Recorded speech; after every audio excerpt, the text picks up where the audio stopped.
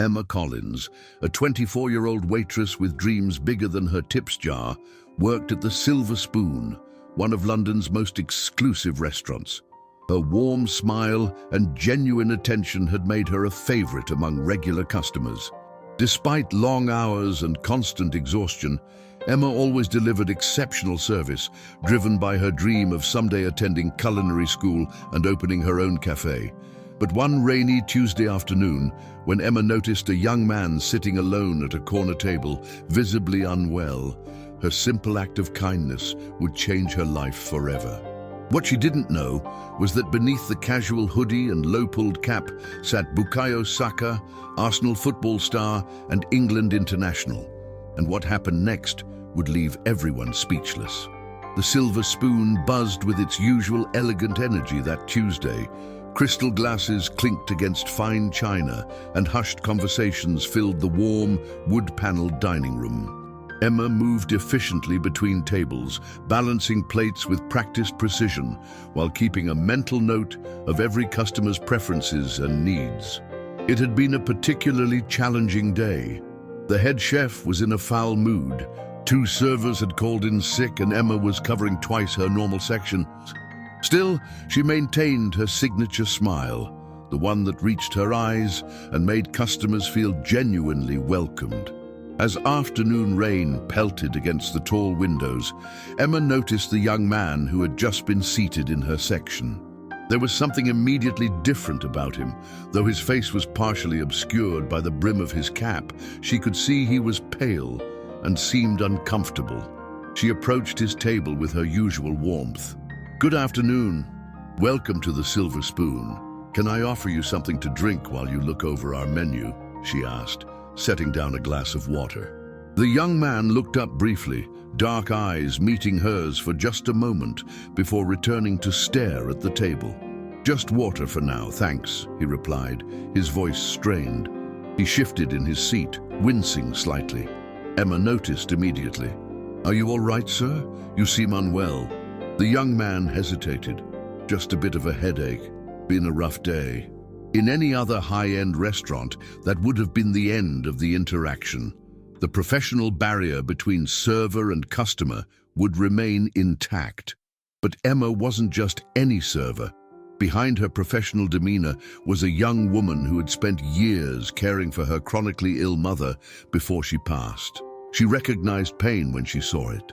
"I have some paracetamol in my bag if you'd like," she offered quietly. "I get migraines sometimes myself." The young man looked up again, surprised by the genuine concern. For a brief moment, recognition flickered in Emma's mind. Something about his face seemed familiar, but she couldn't quite place it. That would be really helpful, actually, thank you," he replied. Emma nodded and discreetly left to retrieve the medicine from her locker in the staff room. She returned moments later with 2 tablets and a fresh glass of water. "Here you go," she said, placing them beside his menu. "Just to be safe, are you allergic to any medications?" "No allergies," he replied, gratefully accepting the tablets. "That's very kind of you." What Emma didn't notice was that Richard Wilson, the newly appointed manager who had been watching the restaurant floor through the security cameras, had witnessed the entire exchange. His thin lips pressed into a disapproving line as he observed Emma giving medication to a customer, a clear violation of restaurant policy. Emma continued her shift, checking back occasionally on the young man, who seemed to be feeling somewhat better after taking the medicine. He ordered a light meal and ate quietly, still keeping his cap pulled low. As her shift neared its end, Emma was approached by Diane, another waitress. "Emma, Richard wants to see you in his office," she whispered, concern evident in her voice. "Right now." A knot formed in Emma's stomach. In the 3 years she had worked at the Silver Spoon, she had never once been called to the manager's office. "Did he say what it's about?" she asked. Diane shook her head. "No, but he looked furious." Emma smoothed down her black apron, mentally reviewing her day for any mistakes she might have made. Perhaps there had been a complaint, a wrong order. With rising anxiety, she made her way to the small office at the back of the restaurant. The room was cramped and impersonal, with awards and certificates from various hospitality competitions lining the walls. Richard sat behind the desk, his expression severe. At 40, he had only recently been promoted to manager and seemed determined to assert his authority at every opportunity. "Close the door," he instructed coldly as Emma entered. As she did so, Emma noticed the security monitor on his desk, currently displaying a view of the restaurant floor. Understanding dawned on her. He had been watching her. "Do you know why I've called you here?" Richard began, leaning forward. Emma hesitated. "I'm not sure, sir." "I saw you," he said, his voice rising slightly. "I saw you giving medication to a customer. Have you any idea how serious that is? The liability issues, the potential lawsuit if something had gone wrong." Emma's chest tightened. "I just gave him paracetamol for a headache, sir. He was clearly in pain." "That is not your job," Richard snapped, his hand slamming down on the desk. "You are a waitress, not a doctor. You have violated one of our most important health and safety protocols."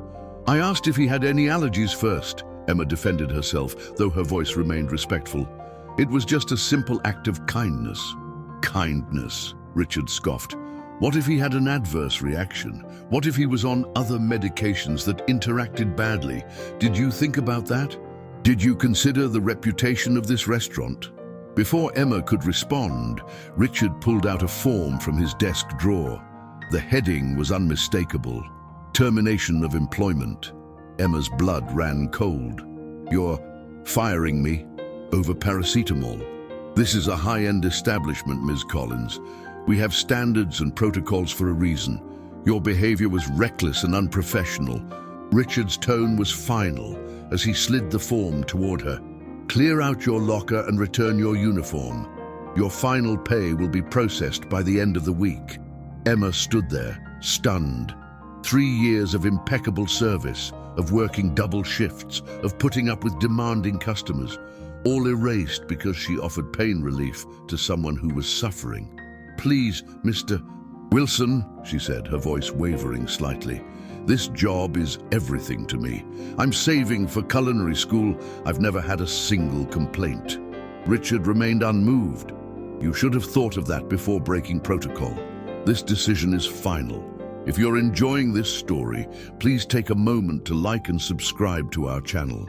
It helps us bring more inspiring stories like this one to viewers like you." The back alley behind the Silver Spoon was cold and damp as Emma, now changed into her street clothes, exited through the service door.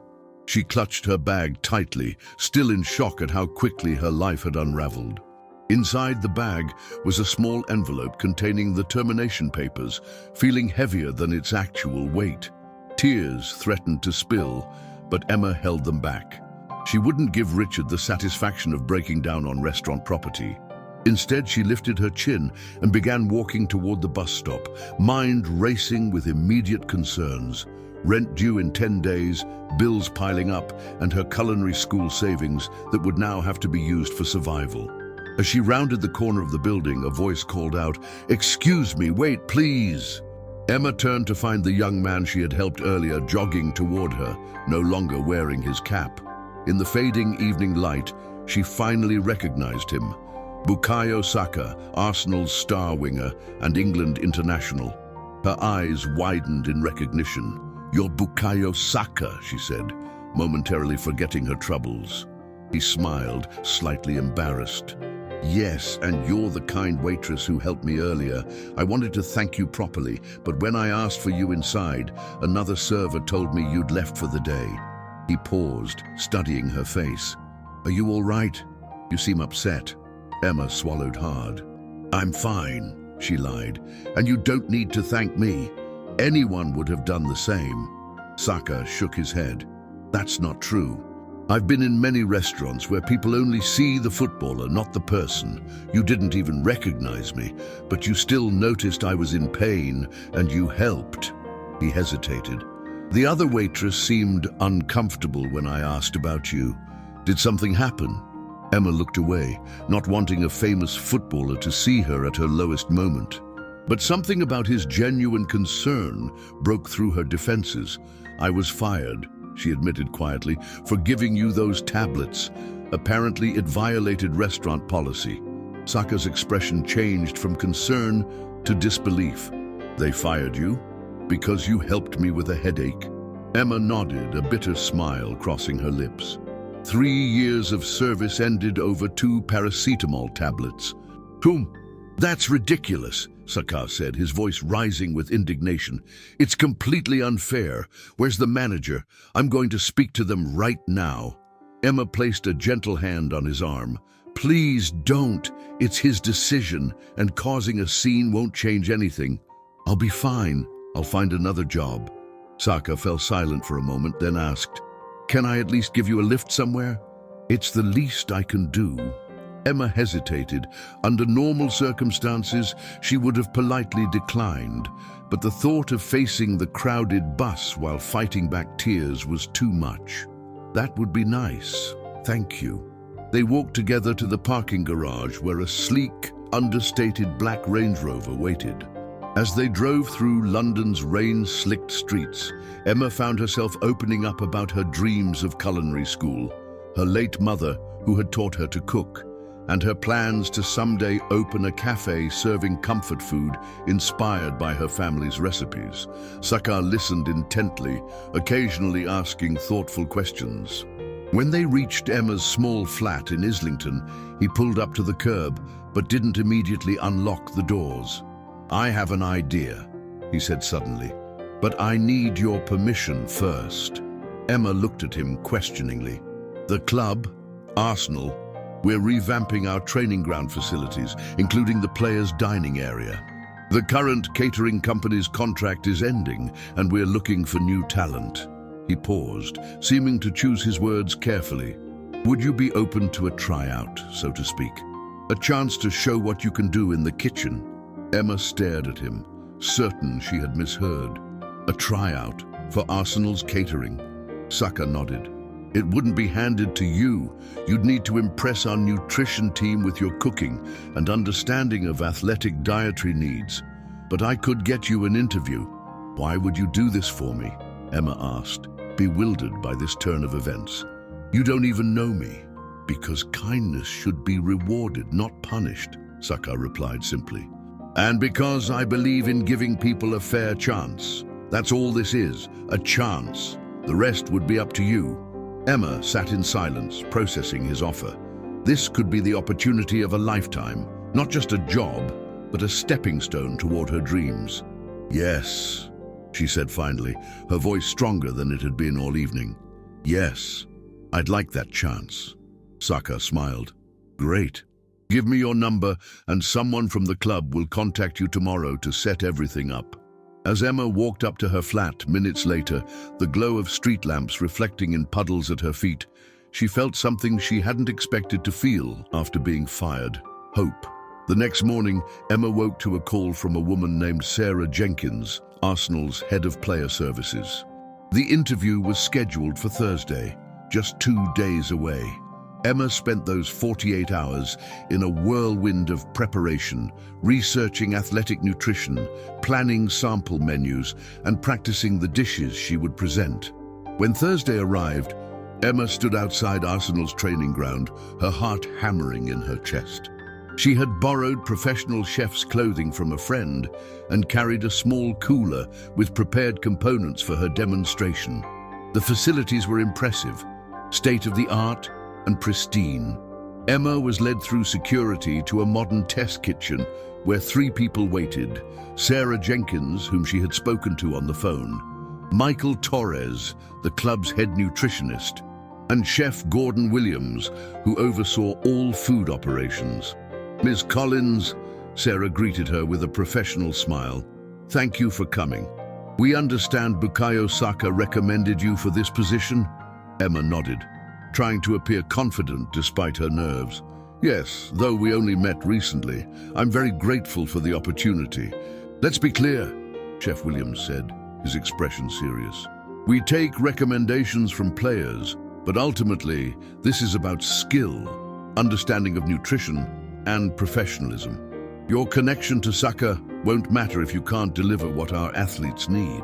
I understand completely, Emma replied, and I wouldn't want it any other way.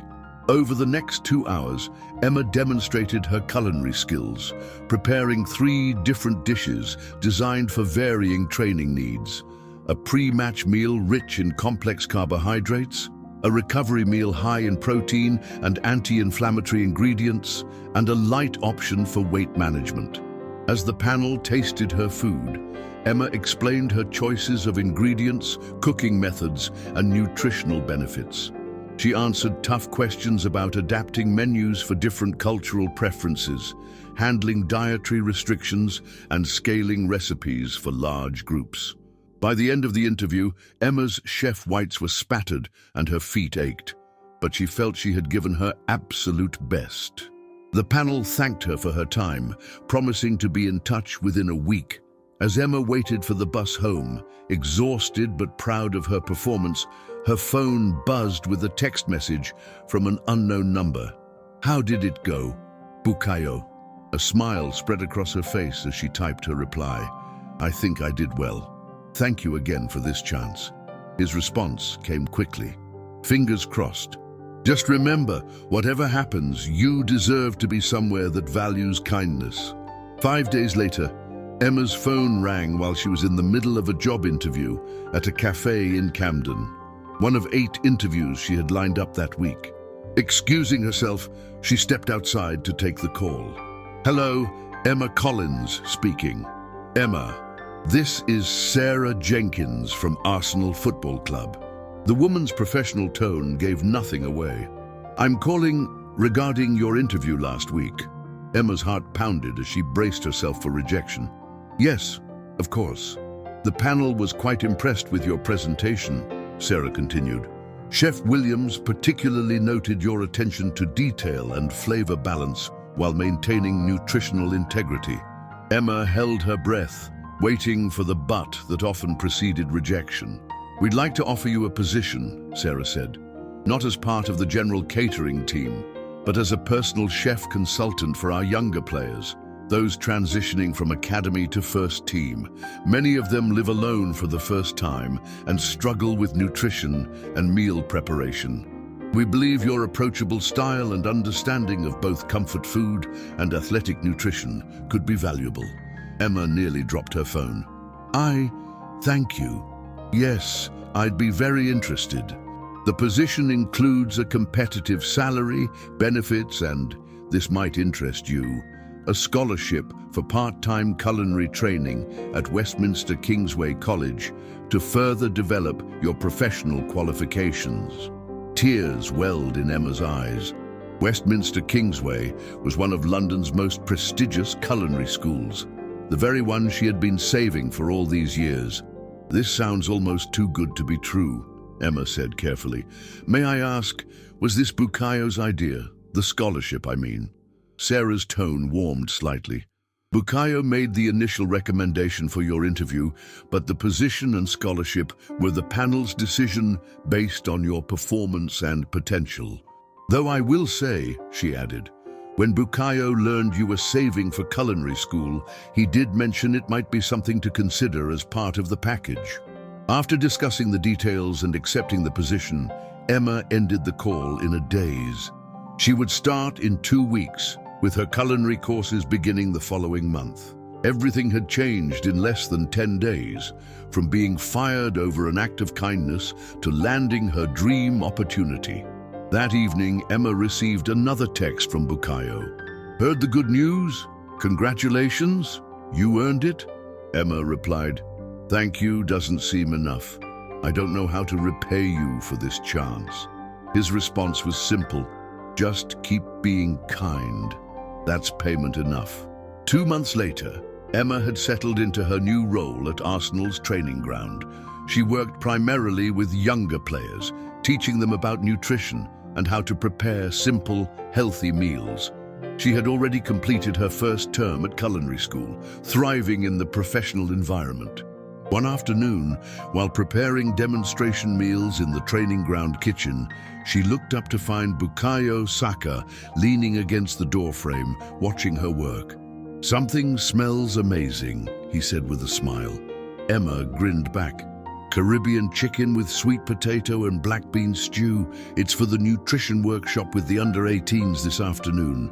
"Lucky them," Bukayo replied, stepping into the kitchen. "The younger players can't stop talking about your sessions. You've made healthy eating cool somehow." Emma laughed. "I just show them that nutritious food doesn't have to be boring."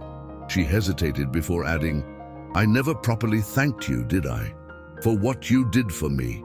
Bukayo shook his head. "You did. But more importantly, you've proven me right. Everyone here loves you and your food." Emma smiled, then remembered something. "Oh, I've been meaning to ask. How did you end up at the Silver Spoon that day? It doesn't seem like your kind of place." Bukayo's expression turned slightly sheepish. "It wasn't. I was meeting with a charity representative. We were discussing a project for children's food security in London. I had a terrible migraine that day, nearly cancelled, but the meeting was too important." A thoughtful look crossed Emma's face. Children's food security. That's something I've been thinking about too, actually. "Really?" Bukayo looked interested. Emma nodded. "I grew up in a food-insecure home. My mum worked 2 jobs, and there were many nights when we had to stretch ingredients further than they should go. It's why comfort food means so much to me. It was rare but precious in our house." A silence fell between them, comfortable yet meaningful. "Maybe we could collaborate on something," Bukayo suggested. "The club's community outreach program and your culinary expertise. Teaching kids about affordable nutrition, perhaps?" Emma's eyes lit up. "I'd love that. I've been thinking about developing simple recipe cards for families on tight budgets." "Let's do it," Bukayo said decisively. "I'll talk to the community team tomorrow." 6 months later, Emma stood in a community center kitchen in Islington, surrounded by eager children and parents. The Cooking for Champions program, a joint initiative between Arsenal's Community Foundation and local food banks, was in its 2nd month and already showing tremendous success. Watching the families learn to prepare nutritious, affordable meals filled Emma with a sense of purpose and fulfillment she had never experienced at the Silver Spoon. As she demonstrated how to make vegetable-packed pasta sauce, she caught Bukayo's eye across the room where he was helping a young boy chop carrots safely. They shared a smile, both recognizing how far they had come from that rainy Tuesday afternoon when a simple act of kindness had changed everything. That evening, after all the participants had left with their food containers and recipe cards, Emma and Bukayo sat at one of the tables, enjoying leftover pasta and talking about plans to expand the program to more London neighborhoods. "I saw something today," Bukayo mentioned casually, "or rather someone." Emma looked up from her notes. "Oh? Richard Wilson, your former manager. He was in the crowd at our match yesterday. Apparently he's a big Arsenal fan." Bukayo's expression was neutral, but his eyes held a hint of mischief.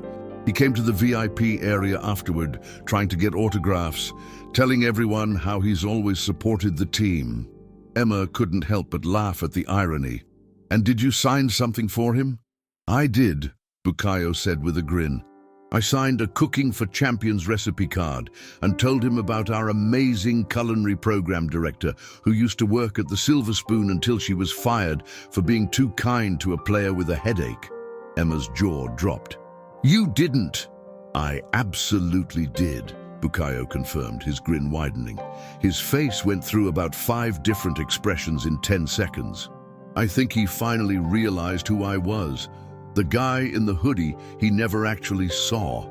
They both burst into laughter, the kind of deep, healing laughter that comes when life has come full circle in the most unexpected ways. As the evening wound down and they packed up the last of the equipment, Emma reflected on how a moment that had seemed like the end of her world had actually been the beginning of something far better. A career with purpose, education she had dreamed of, and a friendship with someone who valued kindness above all else.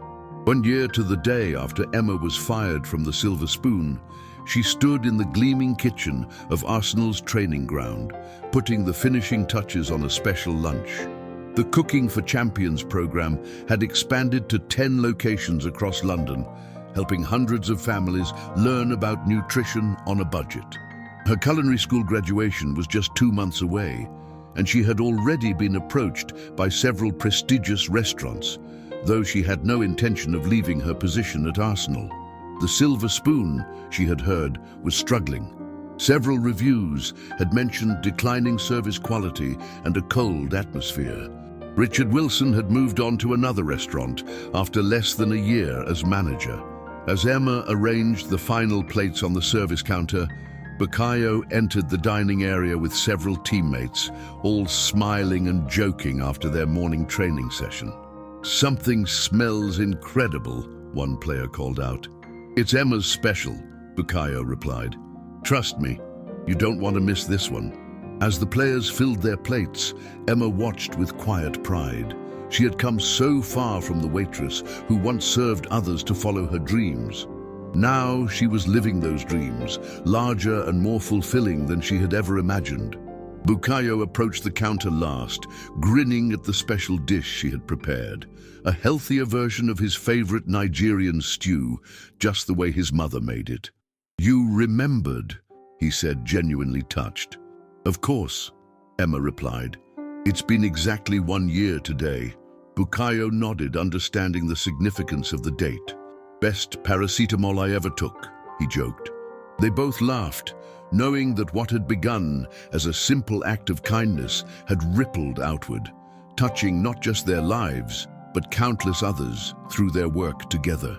That evening, as Emma locked up the kitchen and headed home, she passed a framed photo in the hallway, a picture from the launch of their community program, with Emma and Bukayo surrounded by smiling children and parents. Beneath it was a small plaque with words that had become something of a mantra at the club. "Kindness is never wasted.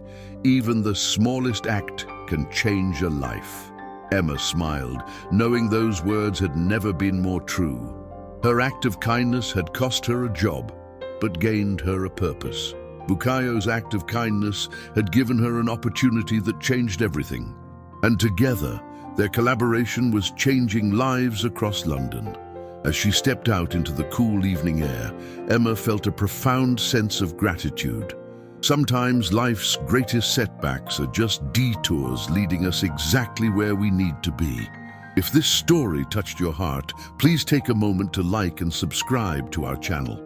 It helps us continue sharing these inspiring stories of kindness and transformation. And we'd love to hear from you in the comments. Have you ever experienced a moment when kindness changed your life? Or when what seemed like a disaster turned out to be a blessing in disguise? Share your stories with our community, and remember that even the smallest act of kindness has the power to change someone's world. Until the next video.